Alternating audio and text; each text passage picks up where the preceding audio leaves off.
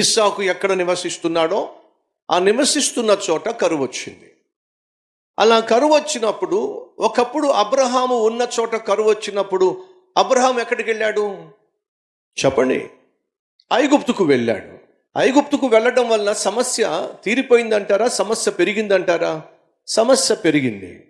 ఇప్పుడు అబ్రహాము తన జీవితంలో ఒక చేదు అనుభవాన్ని ఎదుర్కోవాల్సి వచ్చింది. తాను ఎదుర్కొన్నటువంటి చేదు అనుభవాన్ని గూర్చి తన బిడ్డలతో చెబితే బాగుంటుంది. ఇస్సాకుతో చెప్పి ఉంటే బాగుండుండేది. నాయనా, మన జీవితంలో కష్టాలు వస్తాయి, నష్టాలు వస్తాయి, ఇరుకు ఇబ్బందులు వస్తాయి, కరువు కాటకాలు వస్తాయి. ఒకసారి మన ప్రయాణంలో, కుటుంబ ప్రయాణంలో భయంకరమైన కరువు వచ్చింది. ఆ కరువు వచ్చినప్పుడు వెంటనే దేవునితో చెబితే బాగుండేది. నేను తొందరపడి ఐగుప్తుకు వెళ్ళిపోయాను, అమ్మను కూడా తీసుకెళ్ళిపోయాను, అక్కడ పరిస్థితులు ఏమాత్రం కూడా క్షేమంగా కనిపించలేదు.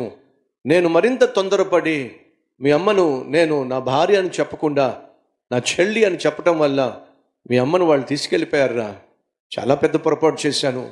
నా కళ్ళ ఎదుటే మీ అమ్మని తీసుకెళ్ళిపోతూ ఉంటే తను తల్లడిల్లిపోయింది, నేను తల్లడిల్లిపోయాను. కానీ దేవుడు మహా కనికరం చూపించి కలుగ చేసుకొని మీ అమ్మను భద్రపరిచాడు, మళ్ళీ నా చేతికి అప్పగించాడు.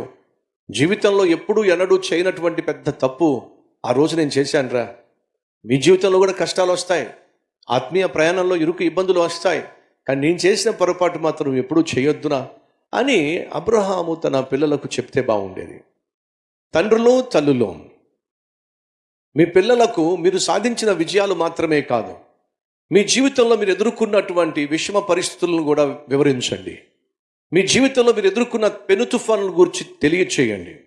ఏ రీతిగా దేవుడు మీరు చేసిన ప్రార్థనలకు జవాబిచ్చి మీ జీవితంలో విజయాన్ని ఇచ్చాడో తెలియచేస్తూనే, కొన్ని సందర్భాల్లో మీరు తీసుకున్న తప్పుడు నిర్ణయాల వల్ల, తొందరపాటు నిర్ణయాల వల్ల మీరు ఎంత నష్టపోయారో, ఎన్ని కష్టాలు పాలయ్యారో అవి కూడా తెలియచెప్పే ప్రయత్నం చేయండి.